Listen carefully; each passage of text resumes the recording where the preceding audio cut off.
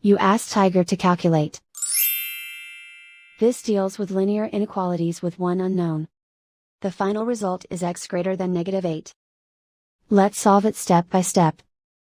Simplify the expression. Expand the parentheses.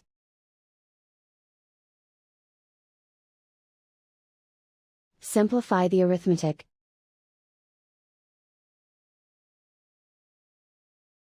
Group all constants on the right side of the inequality. Subtract 8 from both sides.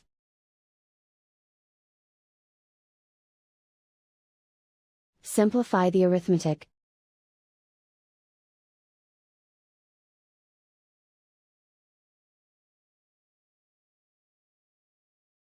Isolate the x. Divide both sides by 2.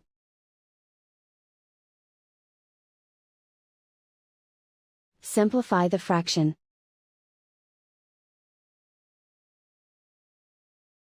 Find the greatest common factor of the numerator and denominator.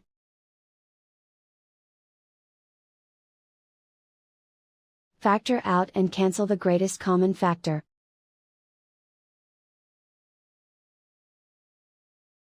Plot the solution on a coordinate grid.